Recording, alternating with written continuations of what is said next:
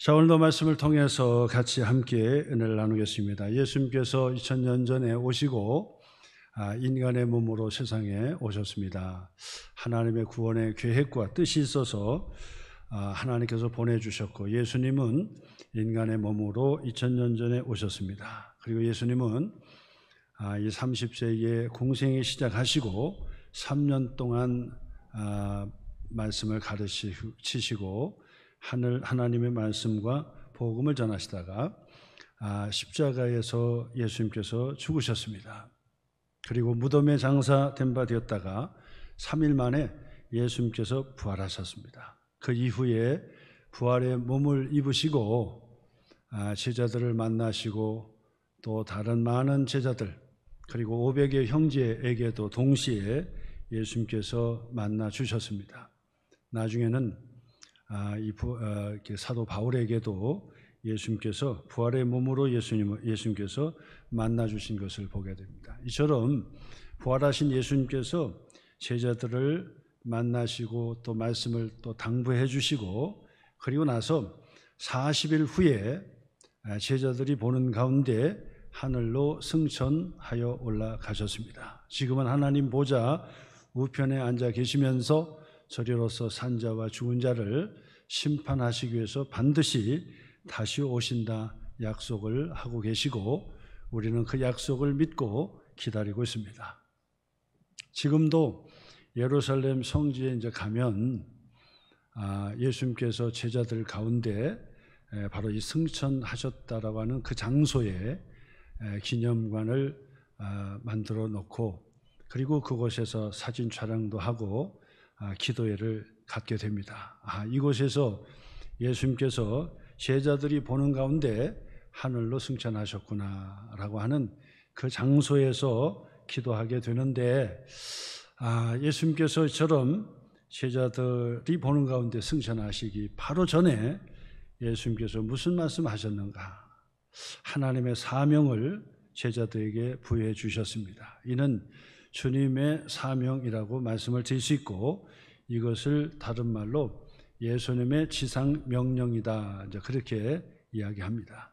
지상명령이라는 얘기는 최고의 명령이자 부탁이다, 사명을 부탁하셨다, 분부하셨다라고 말씀을 드리는데, 자, 오늘 성경의 말씀 중심으로 예수님께서 제자들에게 무엇을 부탁했는가, 그리고 예수님의 제자들은 그 부탁을 받고 그 세 가지를 계속해서 담당을 하고 책임 감당을 하고, 그리고 오는 제자들에게도 그 예수님의 마지막 부탁, 예수님의 당부를 전수해주고 전수해줘서 2000년 동안 교회 세우고, 그리고 바로 지금 우리들에게까지도 복음이 전달이 되었다. 자, 이렇게 말씀을 드릴 수 있습니다. 제자들이 사명을 감당했기 때문에, 그리고 수많은 우리가 다 이름을 다 일일이 다 기억할 수는 없지만은, 기억해낼 수도 없지만은,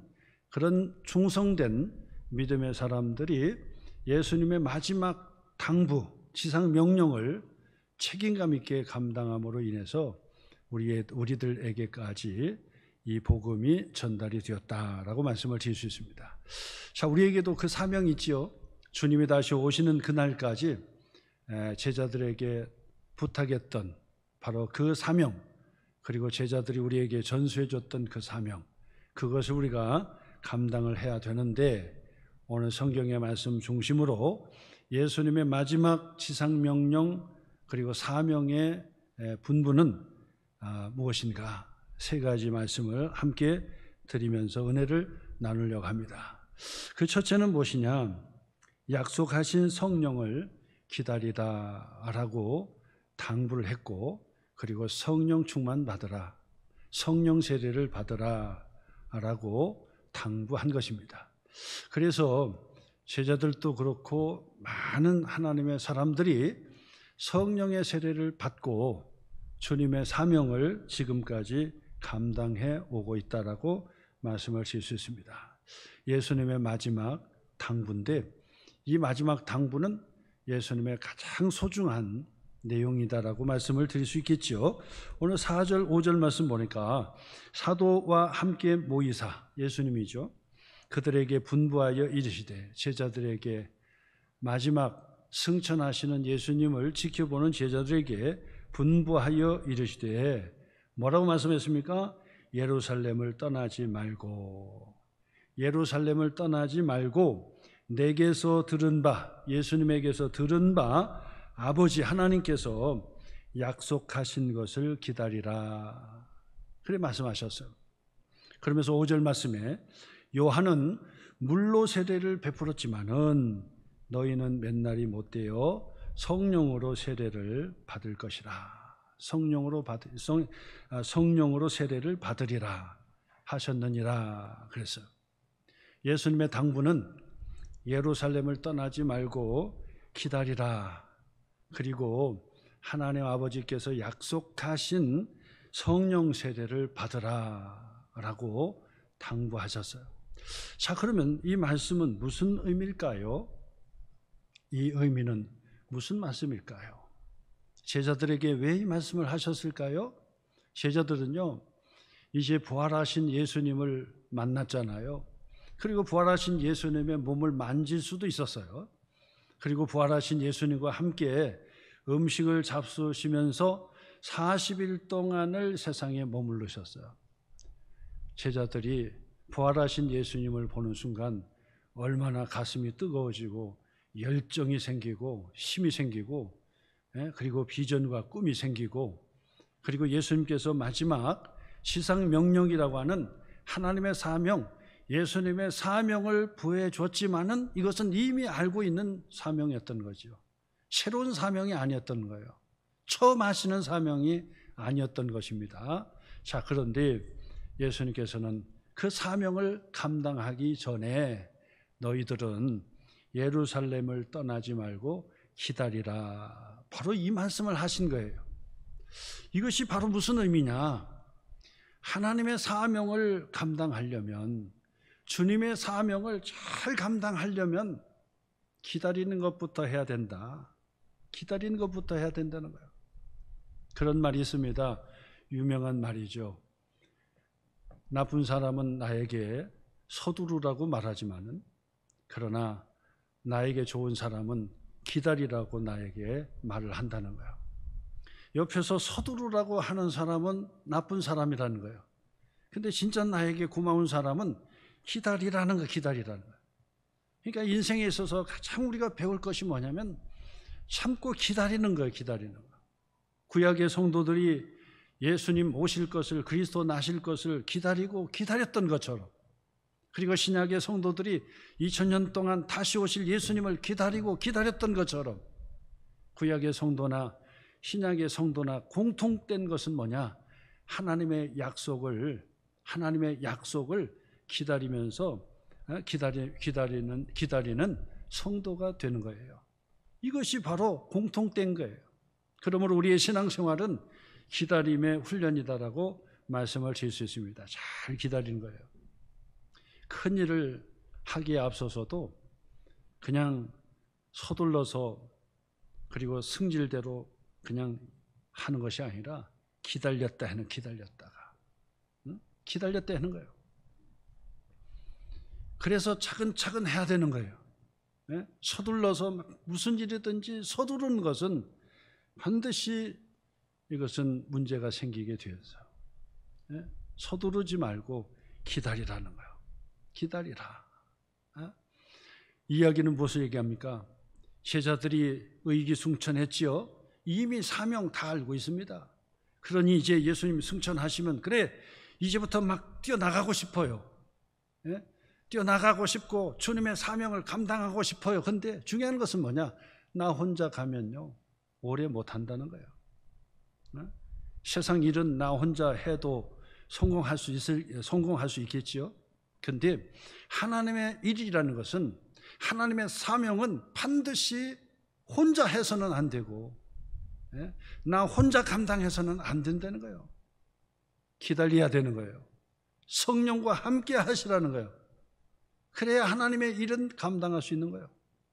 끝까지 감당할 수 있고 오래 감당할 수 있고 하면서도 문제가 생기지 않고 은혜가 되고 덕이 되고 기쁨이 되고 보람이 되고, 예? 하나님의 상급과 면류관이 있는 하나님의 일이 된다, 그 얘기예요.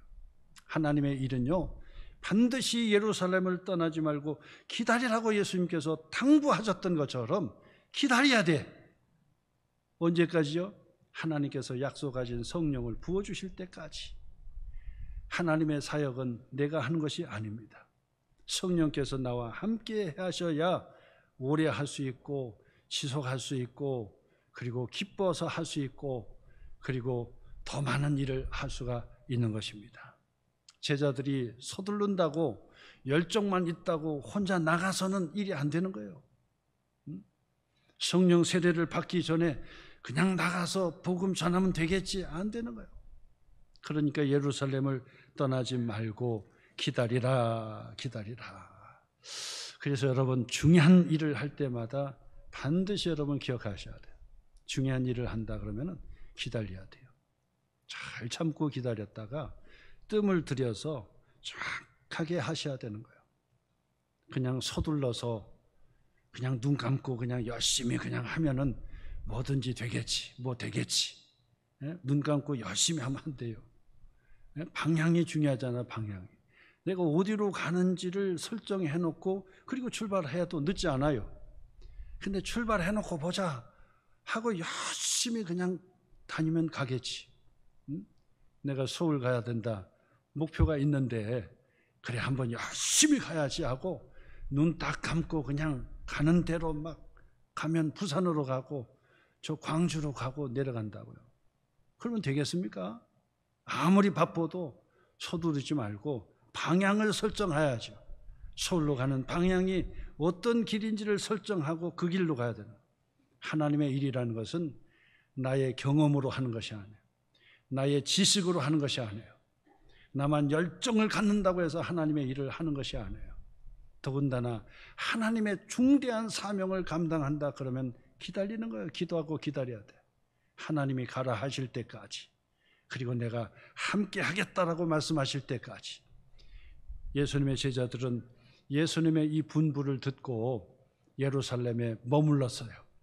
그리고 마가의 다락방에서 기도하면서 기다렸어요. 그랬더니 하나님께서 약속하신 성령의 세례를 제자들에게 머리에서 발끝까지 충만하게 내려주셨던 거예요. 그래서 그 안에 모였던 많은 제자들이 머리에서 발끝까지 성령의 충만함을 받게 되니까 그 다음에 이제 밖으로 나가서 복음을 전할 수 있는 사역자가 될 수가 있었다. 그리고 그가 순교하기까지 주님의 바로 이 사명을 감당하는 자가 되었다라고 말씀을 드릴 수 있습니다. 마가의 다락방에 성령의 세례를 받으니까 낮술에 취한 사람처럼 굴고 있는 거예요. 그러니까 사람들이 이야기하기를, 야, 저 사람들이 누구냐? 낮술에 취해가지고 있구나. 뭔가 알아듣지 못하는 말을 좀 하고 있고, 그리고 나서 막 열심히 해서 힘이 넘치고 에너지가 넘치는데 보니까 이 술에 취한 사람 같더라 하면서 어떤 사람은 조롱하고 있었어요. 그랬더니 성령의 세례를 받고 예수님의 분부하신 그 말씀대로 예루살렘을 떠나지 않고 그리고 기다렸더니 바로 성령의 세례를 부어주셨지요. 성령의 세례를 받았던 바로 이 제자 중에, 예수님의 제자 중에 수제자인 베드로가 그 모든 사람, 수근수근 거리는 모든 사람들 앞에서 설교하기 시작했다, 그 말이에요. 사도행전 2장 14절로 21절 말씀이죠. 베드로가 11사도와 함께 서서 소리를 높여 이르되, 유대인들과 예루살렘에 사는 모든 사람들아, 이 일을 너희로 알게 할 것이니 내 말에 귀를 기울이라.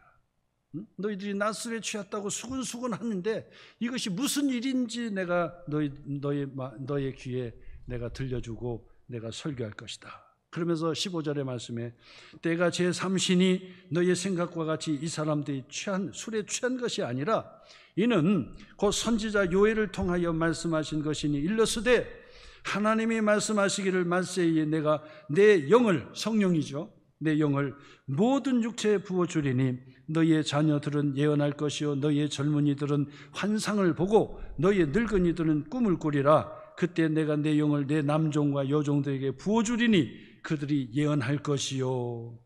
그리고 21절에 보니까 누구든지 주의 이름을 부르는 자는, 예수님의 이름을 부르는 자는, 예수님이 나의 주님이요 나의 하나님이라고 부르는 자는 구원을 받으리라 하였느니라 하면서 베드로가요 얼마나 담대하게, 그 전에는 성령 세례를 받기 전에는 예수님을 모른다고 3번씩이나 부인했어요. 말로는 예수님, 내가 예수님의 죽음의 길로 가면 거기까지 내가 죽음을 대신하고 쫓아가겠습니다. 그렇게 호언장담했던 베드로였는데도 불구하고 예수님이 긴급 체포가 되고 십자가를 질 때는 예수님을 모른다고 3번씩이나 부인했던 사람이었어요. 자, 그런데 부활하신 예수님을 만나게 되었고 40일 동안 예수님과 함께 계셨고, 그리고 예수님께서 부탁하신 말씀처럼 예루살렘을 떠나지 않고 서두르지 않고 성질대로 하지 않고 내 멋대로 하지 않고 예루살렘을 떠나지 않고 마가의 다락방에서 기도하면서 기다렸더니 하나님께서 약속하신 성령을 부어주시니까 이제는 그때부터는 베드로가 아니에요. 옛날 베드로가 아니야. 예수님을 따랐던 베드로, 그 베드로의 모습이 달라진 거예요. 성령의 충만을 받으니까 이제는 죽음을 두려워하지 않고 예수님께서 부활하셨다, 그리고 예수님의 부활의 사건을 증거하는 그런 사도가 되었다라고 하는 사실입니다. 이 하나님의 귀한 사역을 어떻게 감당하냐고요? 열정으로 감당하는 것이 아닙니다. 나의 지식으로 감당하는 것이 아닙니다. 나의 그런 노력으로 감당하는 것이 아닙니다. 하나님의 사역은요 내가 하는 것이 아니에요. 성령의 세례를 받고 성령님께서 함께 해주시면 바로 성령님과 함께 하는 거예요. 그러니까 성령의 동역이에요. 하나님의 일은 성령 하나님과 동역하는 거예요. 그러면 일이 어렵지가 않아요. 그리고 일을 하면 할수록 기쁨이 넘쳐요. 그리고 은혜가 넘쳐요. 그런데 성령 세례를 받지 아니하고 기다리지 못하고 내 열정적으로 하나님의 일을 한다고 부딪혀 보면요 할 수는 있겠죠. 나 혼자 성령을 제껴두고 자기 혼자 하면 금방 일에 실증이 나게 돼 있습니다. 그리고 더 하면 할수록 자기 의가 높아져 버려요. 자기 의가 높아져 버리니까 겸손의 자리에서 떠나버리고, 그리고 하나님의 일을 자기 혼자 하니까 어떤 일이 생기느냐, 다른 사람, 안 하는 사람이 보이기 시작하는 거예요. 그러니까 판단하기 시작하고, 그래서 결국은 교만해서 넘어짐의 앞잡이가 되고 시험에 빠지게 된다, 그 말. 그래서 하나님의 일은 성령께서 함께 해주실 때 그때 일을 해야 되는 거예요. 성령이 함께 해주시지 않으면 혼자 일을 하지 마세요. 혼자 일을 하면 반드시 시험에 들고 넘어지고, 그 다음에 교만해지고, 남 탓하고 남 판단하고 안 하는 사람이 자꾸 보이는 거예요. 근데 성령님과 함께하면 안 하는 사람이 안 보이는 거예요. 왜냐하면 너무 기뻐가지고. 성령님과 함께하면 가장 기쁜 거예요. 하면서도 더 겸손해져. 일을 더 하면 더 할수록 더 겸손해져요. 낮아져요. 이게 특징이에요, 이 특징. 그러니까 부활하신 예수님께서 승천하시기 전에 마지막 당부한 거예요. 제자들은 이미 사명을 알고 계셨어요. 바로 그 순간 실없게 가르쳐 주신 것이 아니에요. 그 전에 다 알고 있었어요. 그런데도 불구하고 마지막 순간 예수님께서 그 사명을 일깨워 주시면서 하시는 것이 뭐냐면, 혼자 가지 마라. 네 혼자 하려고 하지 마라. 너 노력으로 하려고 하지 마라. 네 열정으로 하려고 하지 마라. 하지 말고 예루살렘에 머물러라. 그리고 기다려라. 하나님께서 약속하신 성령이 우리에게 임할 때까지 기다려라. 그리고 성령과 함께 동업해라. 여러분, 바로 하나님의 일은 성령 우리 하나님과 동업하는 일이라는 것을 꼭 기억하셔야 돼요. 그것을 잊으면 안 돼요. 그래서 내 마음적으로 자꾸 나서고 싶고 막 이럴 때 할지라도 성령님께서 함께 하시는가? 성령님과 함께 하면 지루하지 않아요. 성령님과 함께 하면 시험에 들지 않아요. 성령님과 함께 하면 그냥 기쁨으로 하는 거예요. 기쁨으로. 그것을 꼭 명심하셔야 돼요. 그래서 우리 소망교회는 반드시 시험에 들려고 하면은 내려놓으라고 해요. 내려놓으라. 그는 기쁨으로 자발적으로 성령과 함께 할 때 그걸 나서는 것이지 그냥 떠밀려서 하려고 하지 말라는 거야. 그러니까 언제든지 내려놓으라는 거야. 내려놓으라. 그것을 강조해 드리는 거예요. 왜냐하면 예루살렘을 떠나지 말고 기다리라. 기다리라는 것이 중요해요. 예수님이. 왜 그렇게 했을까요? 왜냐하면 제자들은 부활의 예수님을 40일 동안 만났기 때문에 의기충천했습니다. 그냥 혼자 뛰어가도 복음을 전할 수 있다고 생각했어요. 그냥 혼자 열정으로 달려가면 무슨 일이든지 할 수 있다고 생각했을 거예요. 근데 예수님께서 야서라, 하지 마라. 네 힘으로 하려고 한다면 하지 마라. 하지 마라. 예루살렘을 떠나지 말고 기다려라. 기다려. 기도하고 기다렸더니 그들이 오순절에 성령의 세례를 충만히 그들이 받게 된 거예요. 그리고 나니까 이거는 얼마나 순교의 그 자리까지도 나가는 그런 사역자들로 바뀌어졌다라고 하는 사실을 다시 한번 여러분은 깨닫고 예수님의 마지막 그 분부 중에 첫 번째를 마음에 꼭 새기시기를 바랍니다. 두 번째는 뭐냐면, 두 번째는 하나님의 나라에 대한 바른 이해를 가지라고 예수님께서 고쳐주셔요. 이게 무슨 말이냐면, 예수님께서 이제 제자들에게 예루살렘을 떠나지 말고 기다리라. 그리고 하나님께서 약속하신 대로 성령으로 세례를 받을 것이다 라고 하시니까 이제 예수님께서 이제 승천하시려고 하시니까 제자들이요, 궁금했던 것이 있었어요. 예수님께서 승천하시기 전에 꼭 궁금했던 것이 있었어요. 그것은 뭐냐? 오늘 성경의 말씀이죠. 6절 7절 말씀인데, 그들이 모였을 때 예수께 여쭈어 이르되 주께서 이스라엘 나라를 회복하심이 이때니까 그랬어요. 이 중요한 질문이죠. 제자들이 정말 묻고 싶었던 질문이었을 거예요. 이것은 정말 예수님과 공생애를 하면서 공생애에 함께 하면서도 늘 궁금했던 것이에요. 예수님께서 오병이어의 기적을 일으키시니까 예수님 임금 삼으면 되겠구나. 예수님을 임금 삼으면 되겠구나. 그렇죠? 지금도 그때나 지금이나 경제 문제를 해결하는 지도자는 최고의 지도자일 수밖에 없어요. 그런데 더군다나 오병이어의 기적을 베풀어 가지고 그 많은 사람들을 먹이시니까 이거는 임금 삼으면 되겠다 생각했던 거예요. 근데 예수님은 그게 아니다. 그리고 그때 당시도 그 어머니 치맛바람이 있어가지고 예수님 나라 임할 때 내 두 아들 중에 하나는 좌편 우편에, 예수님 좌측 우편에 앉게 해주세요. 이렇게까지 얘기했어요. 그러니까 예수님의 이 제자들도, 다른 무리들은 말할 것도 없지만은 다윗의 자손 예수여, 그 당시 다윗의 자손 예수여 부르짖었던 사람들은 다 그 다윗의 자손 그리스도는 정치적이고 군사적인 메시아를 그들이 소망했던 것이었어요.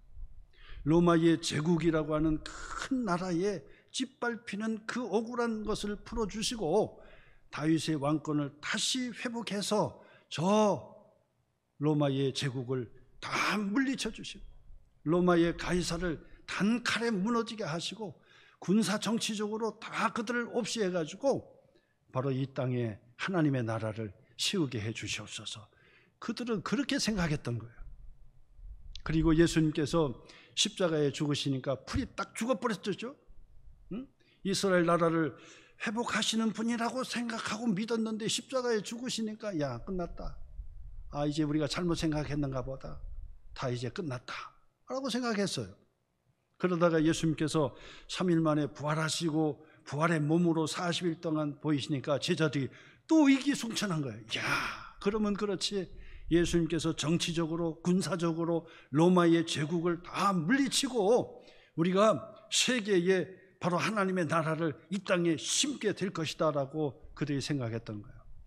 그러니까 예수님 부활해서 승천하신다고 하니까 승천하시고 천군 천사 동원해가지고 로마의 제국주의를 다 몰아내고 하나님의 나라를 완성해 주실 것이다. 그러면서 제자가 예수님에게 그렇게 물은 거예요. 주께서 이스라엘 나라를 회복하심이 이때입니까? 자, 기가 막힌 거죠. 예수님을 아직도 모르고 있었던 거예요.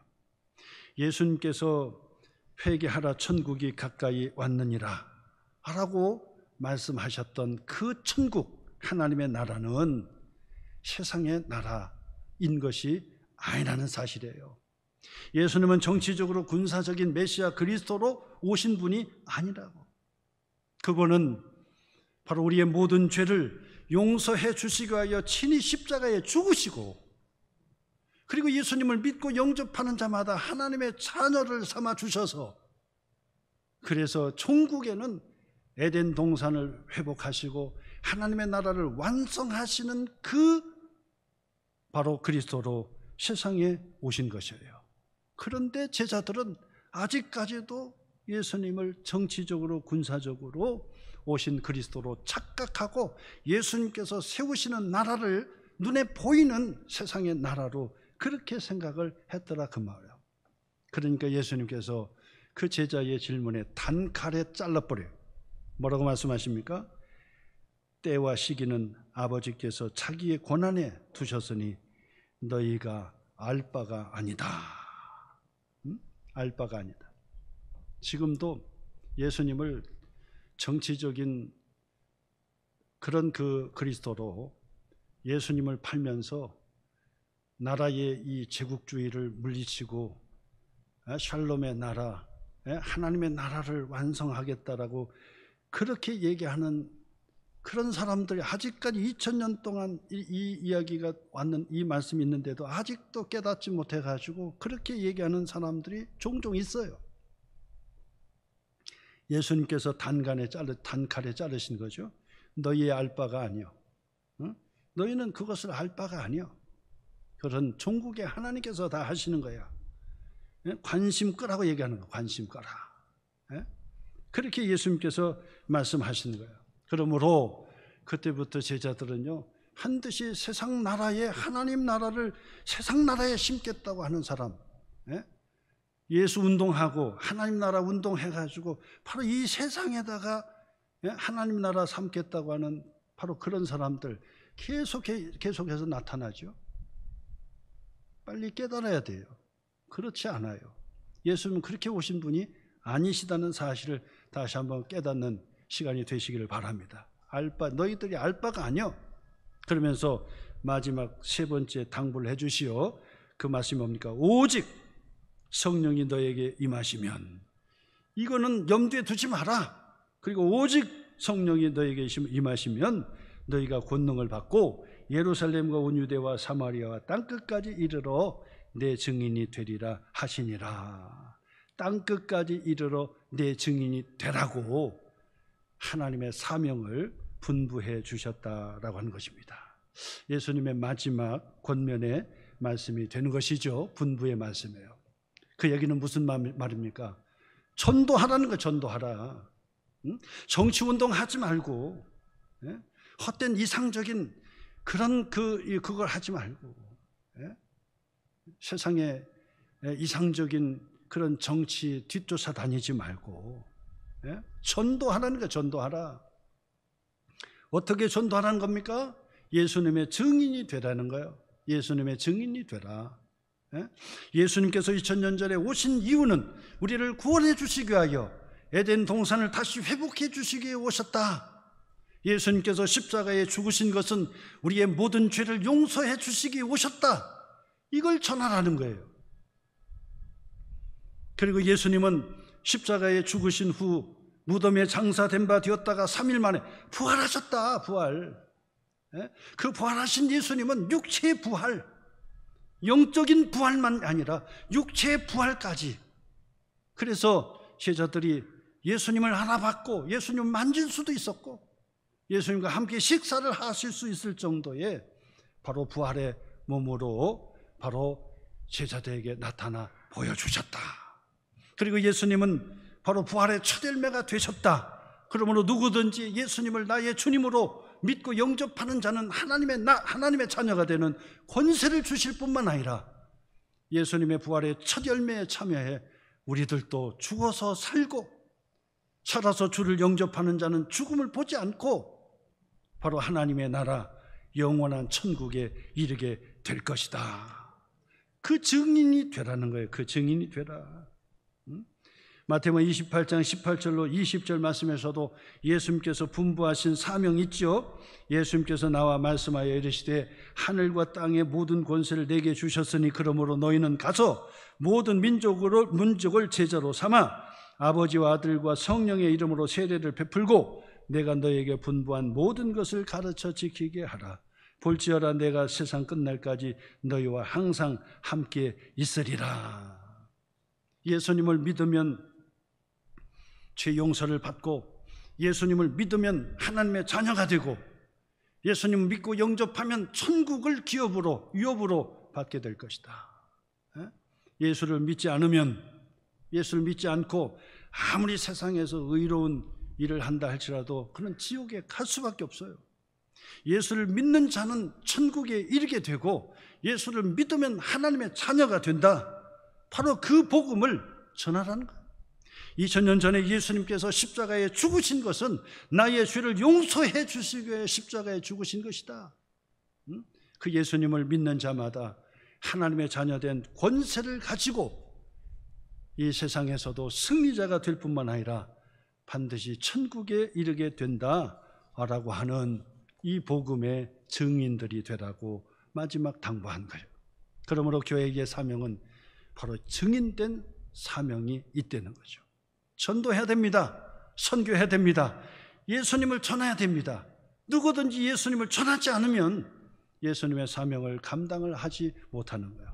오늘도 여러분 예수님의 마지막 이 사명을 다시 한번 가슴에 꼭 새기셔서 주님이 다시 오시는 날까지 이 사명을 잘 감당함으로 주님을 맞이하는 저와 여러분 되시기를 주님의 이름으로 축복합니다.